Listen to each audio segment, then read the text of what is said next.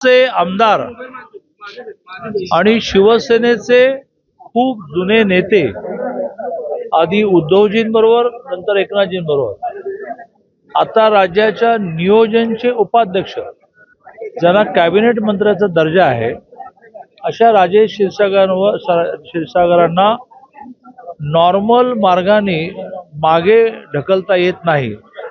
तर हे अधूनमधून काही प्रयोग चाललेले आहेत। महानगरपालिका निवडणुकीच्या आधी पण हा प्रयोग झाला, पण ते काय त्याचा परिणामच झाला नाही, कारण लोकांना माहिती आहे की राजेश क्षीरसागर हा माणसांमधला लोकांमधला नेता आहे आणि त्यामुळे आताही जो प्रयत्न चालला आहे त्या प्रयत्नातून काही हाताशी लागणार नाही। हे सगळं राजेश क्षीरसागरांना अडचणीत आणण्यासाठीचं षडयंत्र आहे। आई अंबाबाई सगळं पाहत असते, ती राजेश क्षीरसागरांना या संकटातून बाहेर काढेल। नाही, मी काही कोणाचा आरोप राजेश क्षीरसागर बघा, सगळे राजकीय नेते जे आम्ही आहोत ना ते काचेच्या घरामध्ये राहतो, त्यामुळे त्यांनी दुसऱ्याच्या घरावर दगड मारला तर ही भीती मनात बाळगली पाहिजे की तुमच्या घरावर पण दगड येतील। आणि त्यामुळे ह्या लेवलला जाऊन राजकारण कधी करता येत नाही। तर सतीश पाटील आहेत की नाही, राजेश क्षीरसागरांवर आरोप झाल्यामुळे ते म्हणू शकतात, पुरावे सापडले तर मग त्यांच्यापेक्षा जास्त स्ट्रॉंगली मी म्हणेन। आता माझ्या हाताशी असे पुरावे नाहीत, ज्याने कोणी केलंय त्यांना मी एवढंच म्हणू शकतो, म्हणायला पाहिजे की अशाने काही आपण आयुष्यात मोठं होत नाही।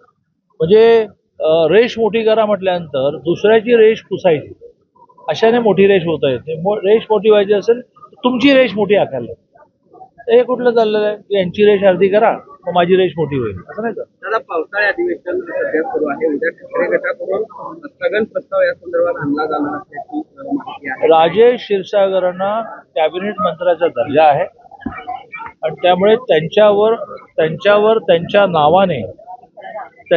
त्यांच्या नावाने कुठलाही प्रस्ताव आणायचा असेल तर त्याला विधानसभा अध्यक्षांची परवानगी घ्यावी लागते आणि त्यामुळे संसदीय आयुध कशी पण वापरता येते।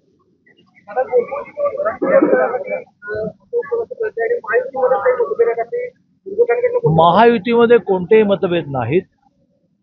महायुतीचा प्रत्येक घटक पक्ष आपल्या संपर्कातले ठराव इंडिपेंडेंटली स्वतंत्रपणे दाखल करतात, याचा अर्थ त्यांच्यामध्ये आपापसात मतभेद आहेत असं नाही।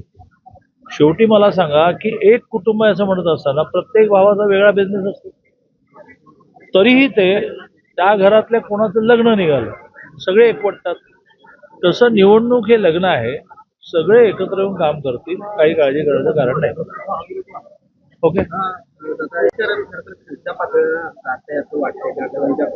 गेल्या काही दिवसापासून सगळे राज्यभरामध्ये एकमेकाच्या कुटुंबापर्यंत हे सगळं येताना दिसतंय। याचं कसं झालंय की सुरुवात कोणी केली हा प्रश्न आहे, परंतु अटॅक प्रति अटॅक असं महाराष्ट्राचं राजकारण चाललं आहे आणि त्याच्यामध्ये त्या लेवलच्या लोकांनी एकमेकावर अटॅक करणं हे एक वेळ काय म्हणूया चालेल म्हणत नाही, एक वेळ शोभेल, पण नॉर्मल कोणातरी गल्लीतल्या कार्यकर्त्यांनी मोठ्या नेत्यांवर बोलणं हे काही फार बरोबर चाललंय असं नाही।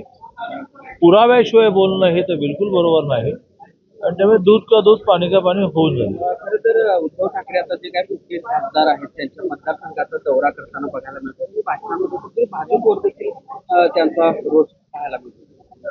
असं आहे की वैफल्यग्रस्त माणूस हा वाऱ्याशी भांडत असतो आणि त्यामुळे उद्धवजींचं वाऱ्याशी भांडणं चाललंय, कारण त्यांना असा कोणी स्ट्रॉंग माणूस स्ट्रॉंग पक्ष दिसतच नाही की ज्याच्यावर यांनी आरोप केल्यामुळे काही फरक पडणार।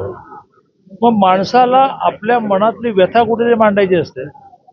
आता अनेकांचं म्हणणं आहे, माझं नाही आहे, अनेकांचं म्हणणं असं आहे की हाच प्रवास त्याने अतिशय नियमितपणे केला असता, आदित्यजींनी केला असता, म्हणजे याच्या पुढे मी जातच नाहीये, ज्यांच्या जाण्याचा उपयोग आहे अशा कोणीतरी वारंवार प्रवास केला असता, कार्यकर्त्यांचं नेत्यांचं ऐकलं असतं, वेळेत विषय संपवले असते तर ही वेळ आली पण नसते, म्हणजे 2022ची पण वेळ आली नसते।